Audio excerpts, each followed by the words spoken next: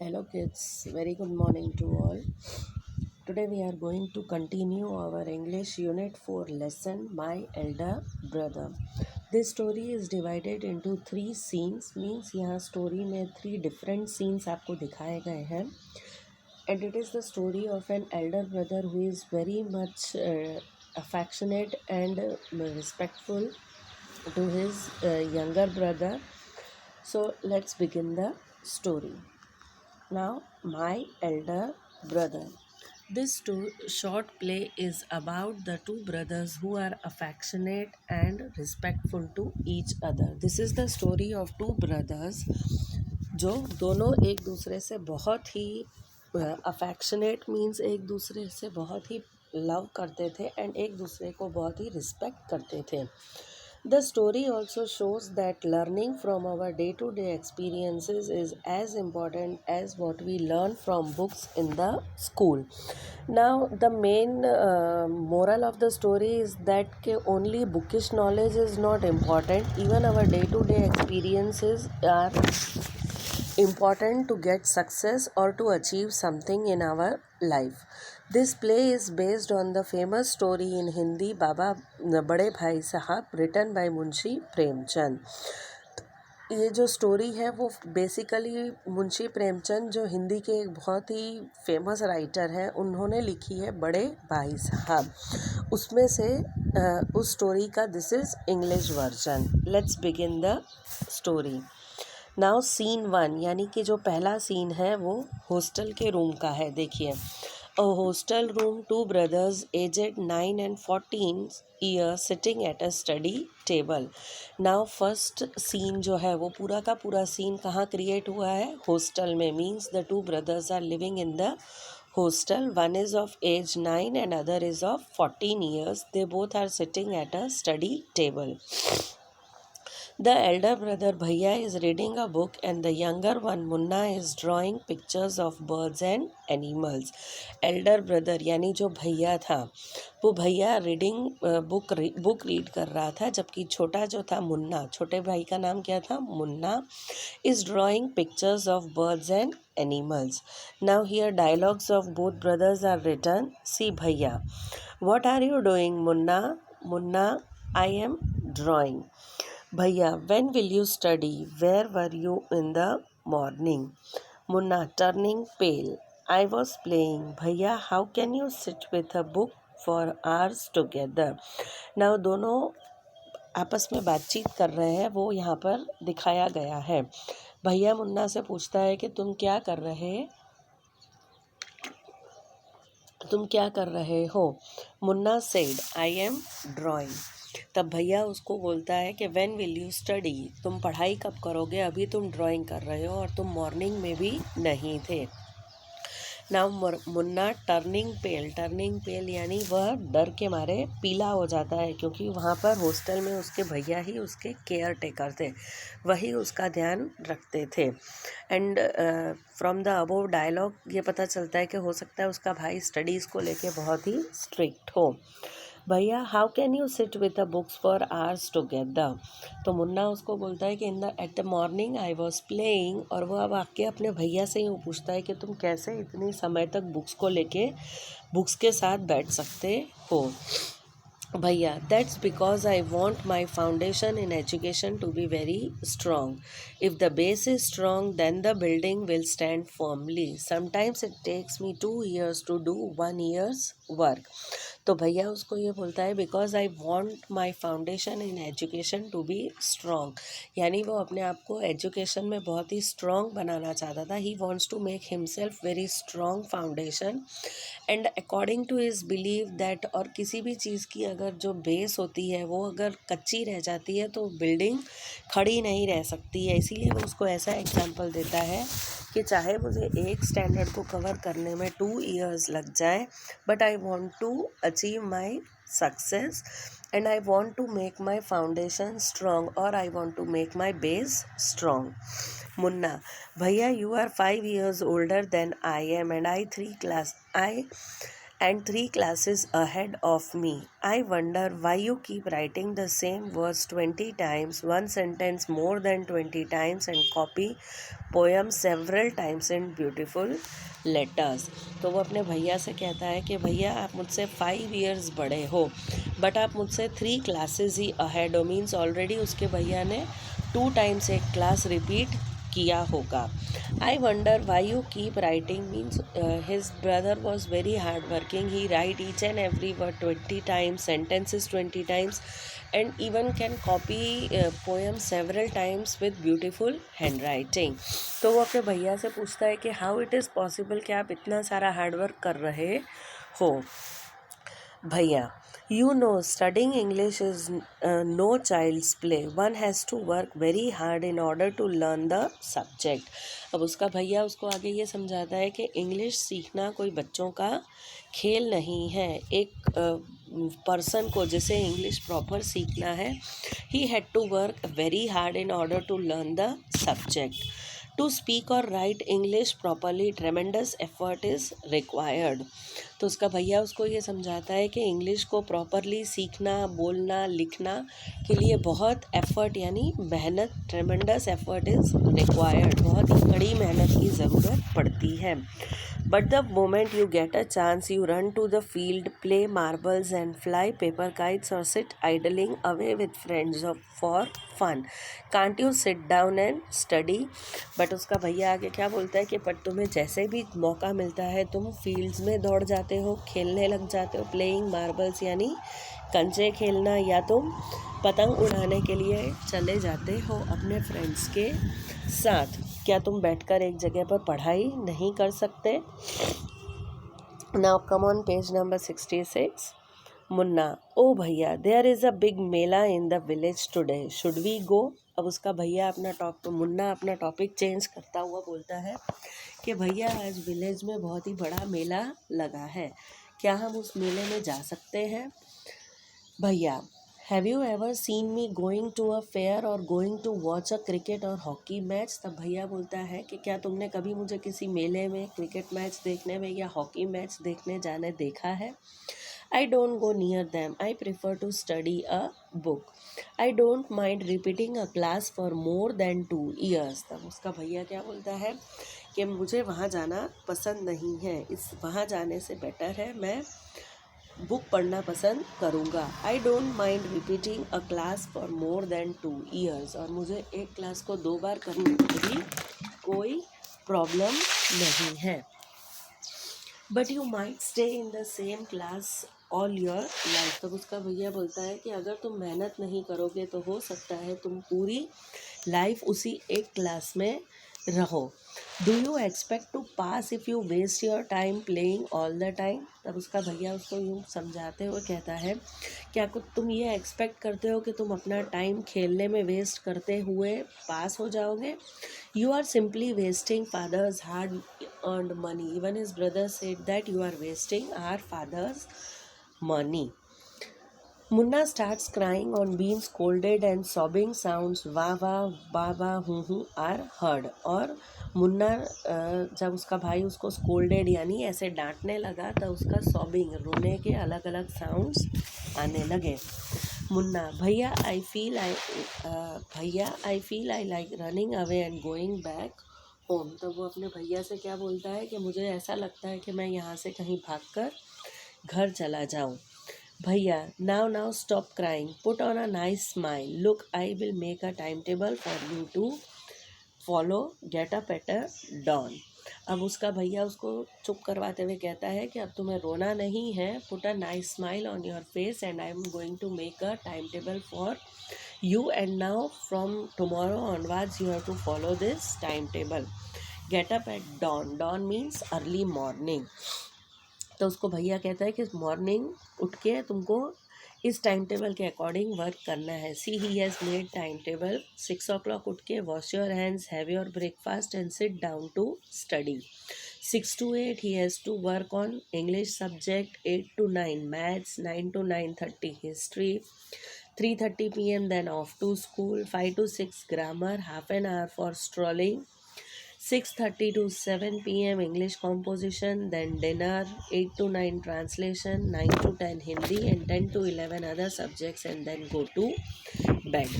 So this was the timetable given to Munna from his bhaiya.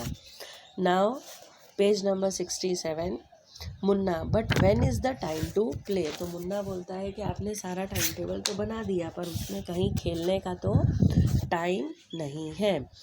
भैया play what is the need. Munna भैया क्या बोलता है, play खेलने की क्या ज़रूरत है Munna.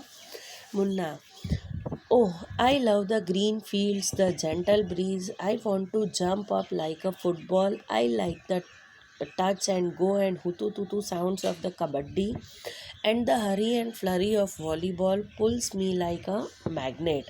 As soon as I am on the field I forget everything. अब मुन्ना के लिए गेम्स was some एवरीथिंग, उसको गेम्स बहुत ही पसंद थे। तो वो बोलता है कि जैसे वो उसे ग्रीन फील्ड्स यानी उसे खेतों में फील्ड्स में जाना बहुत पसंद है, जो हवाएं चलती हैं वो उसे बहुत पसंद है। वो फुटबॉल के जैसे जंप करना पसंद करता है। आई लाइक द टच, वो मतलब कबड्डी में जैसे हुटू टूटू बोलते हुए जाते हैं और सामने वाली टीम में से पर्सन को आउट करके आते हैं। उसे वॉलीबॉल्स के जो पुल्स हैं वो बहुत पसंद है और वो उसको एक अजीब ही एनर्जी प्रोवाइड करते थे। और जब वो फील्ड पर खेलने के लिए जाता है तब वो सब कुछ भूल जाता है। So this was the first scene. Now the second scene, the final exams are over and the results are out. अब जो second scene है वो कब का है, जब final exams over हो जाते हैं और results आ जाते हैं। भैया alas I have failed once again. Now this year again भैया got very less marks and he failed once again. वो एक बार फिर से fail हो गया। मुन्ना oh but भैया I have passed and topped my class. Now there is only 2 years difference between us. तो वो भैया से क्या कहता है, भैया मैं तो पास हो गया और मैंने क्लास में टॉप किया। I means he scored first rank in the class. Now there is only 2 years difference between us. अब वो अपने भैया से कहता है कि आप वापस उसी क्लास में पढ़ोगे। So now we are having only 2 year difference. भैया But my dear brother, don't be so proud. You have passed only one class and you think that I am stupid and you are smart. Once in a while in a gulli danda game you might get lucky and hit a goal. तो अब उसका भैया क्या कहता है कि तुम भले तुम पास हो गए हो but don't feel so proud. तुम मेरे से अभी भी पीछे ही हो और तुम एक क्लास पास करके क्या ये सोच सकते हो कि मैं स्टूपिड हूँ और तुम स्मार्ट हो गए हो। Once in a while in अ गुली डंडा गेम। गुली डंडा आपने देखा ही होगा, एक छोटी सी 2 लकड़ी के थ्रू खेला जाने वाला एक गेम है। उसने बोला कि अगर तुम गुली डंडा में एक बार जीत गए but that doesn't mean you have mastered the game. पर वो क्या बोलता है कि इसका मतलब ये नहीं है कि तुम गेम में मास्टर हो गए हो। मीन्स एक बार की जीत से तुम्हें मास्टरी नहीं मिलेगी। You have to work hard to be successful in life. When you have to study a subject like algebra or geometry in higher classes, then you will understand the importance of hard work. तब वो उसका भैया उसको समझाते हुए कहता है कि तुम्हें सक्सेस लेने के लिए, तुम्हें अपनी लाइफ में सक्सेसफुल होने के लिए हार्ड वर्क करना ज़रूरी है। When you have to study a subject like algebra or geometry in higher classes, जब तुम्हें हायर क्लासेस में these are the topics of math subject algebra and geometry, तब तुम्हें हार्डवर्क करने का महत्व इम्पोर्टेंस पता चलेगा। In geometry if one writes ACB instead of ABC the answer is marked wrong. The examiners will not spare you. They want you to learn word by word from the text books. अब उसका भाई है वो उसको higher standards के algebra का बताता है कि अगर आप ABC की जगह ACB लिख दोगे तो you won't get any marks. भाई उसके कहने का मतलब ये था कि हायर स्टैंडर्ड्स में जो चेकिंग है या जो प्रेजेंटेशन वर्क है it makes a lot of difference then lower standards. So वो उसको बोलता है कि तुम्हें टेक्स्ट बुक पूरा का पूरा लर्न करना पड़ेगा। तो मुन्ना बोलता है, ओ भाई साहब, दिस इज़ स्कैरी, यह तो बहुत ही डरावना है। I don't think I want to go to the 9th class now, but I will still complete my day's homework so that I get no punishment in class. तो उसका भाई उसको क्या बोलता है कि मुझे पता है कि मुझे अभी 9th क्लास में नहीं जाना है, बट मुझे अभी का मेरा वर्क कंप्लीट करना है ताकि मुझे कल स्कूल जाके कोई पनिशमेंट ना मिले। भैया said, just today we were asked to write a short essay on the topic of punctuality in 4 pages, and imagine, can something be written on 4 pages and still be short? It's all so mixed up. तो भैया उसे अपना आज का work बताते हुए कहता है कि उन्हें एक पंक्चुअलिटी टॉपिक पर 4 पेजेस लिखना है, और वो भी उनकी टीचर ने अभी शॉर्ट बोला है। So he was just making scary to Munna कि तुम्हें हायर स्टैंडर्ड में इतना ज़्यादा हार्डवर्क करना पड़ेगा। Munna thinking aloud, thank God it was time for school or else the scolding would have gone on and on. और तब मुन्ना सोचते हुए कहता है कि थैंक गॉड, चलो स्कूल जाने का टाइम हो गया, वरना मुझे ये डांट कंटिन्यूसली ऑन एंड ऑन मेरी चलती जाती और मुझे यह सब कुछ सुनना पड़ता। So this was the end of the second scene. Now the third scene. The results were out once again, and it was so happened that Munna passed and Bhaiya failed again. Now again next year का result declare हो गया, मुन्ना जो था वो again पास हो गया और भैया अगेन फेल हो गया. Bhaiya was really upset. Munna was also sad. Seeing his brother was so unhappy. Now this time Munna passed and Bhaiya again failed. But Bhaiya was also sad and Munna was also sad. Bhaiya was sad because he was again failed in the same standard, और भैया को sad देख के मुन्ना भी sad हो गया. Bhaiya now becomes gentler with Munna. Munna became naughtier because of this and studied even less than before. अब 2 बार fail होने के बाद जो भैया था वो मुन्ना से थोड़ा जेंटलर मीन्स थोड़ा काइंड हो गया. अब वह मुन्ना को पहले के जितना डांटता नहीं था, और मुन्ना भैया की डांट ना पड़ने की वजह से और ज़्यादा नॉटी हो गया और पहले से भी कम पढ़ने लगा. Munna talking aloud, I am lucky, I can pass easily, I need not study so hard. Now I can play games with my friends and fly kites, but I should still be careful that भैया does not see me flying kites. अब मुन्ना जो है वो बोलता है कि मैं बहुत ही लकी हूँ, मैं आसानी से पास हो जाता हूँ, मुझे हार्डवर्क करने की ज़रूरत नहीं है. अब मैं आराम से अपने गेम्स खेल सकता हूँ, अपने फ्रेंड्स के साथ काइट फ्लाई कर सकता हूँ, बट मुझे स्टिल केयरफुल ये रहना पड़ेगा कि भैया मुझे पतंग चढ़ाते हुए ना देखें. So now he was become more and more naughtier. One day a kite is flying slowly downwards. Munna starts running in order to grab it. Suddenly he comes face to face with भैया. और एक दिन जब मुन्ना जो था वो पतंग को पकड़ने के लिए जा रहा था, पतंग ग्रैब करने के लिए जा रहा था, सडनली वो भैया के फेस टू फेस हो गया खेलते हुए. भैया catching hold of Munna's hand, aren't you ashamed to be flying kites all day along? अब वो अपने मुन्ना का हाथ पकड़ते हुए उसे कहता है कि क्या तुम्हें शर्म नहीं आती सारा दिन पतंग उड़ाते हुए? Don't you realise that you are now in the 8th class and you are not studying in lower class. If you think that I am just 1 class ahead of you and I can't say anything, you are wrong. तब उसका भैया उसको कहता है कि अब तुम्हें realise हो जाना चाहिए कि you are in 8th standard, अब तुम छोटे क्लास में नहीं हो. स्टैंडर्ड बड़ा होने से आपको पढ़ाई में हार्डवर्क भी करना पड़ेगा. तब वो उसका यूँ कहता है कि इफ़ यू थिंक दैट कि मैं तुमसे एक स्टैंडर्ड ही बड़ा हूँ, यानी कि भैया अभी तक 9th स्टैंडर्ड में ही थे. तो वो कहता है कि अगर तुम ये सोचते हो कि मैं 9th स्टैंडर्ड में ही हूँ तो मैं तुम्हें नहीं डांटूंगा, तो यू आर रॉन्ग. मैं तुमसे 5 साल बड़ा हूँ, भले पढ़ाई में मैं तुमसे 1 ही साल आगे हूँ, पर मैं तुमसे 5 years ओल्डर हूँ and I will always be, और वो मैं हमेशा ही रहूँगा. Understanding doesn't come only from reading books. Look at Ma and Baba. Ma has never gone to school and Baba has only passed 5th class.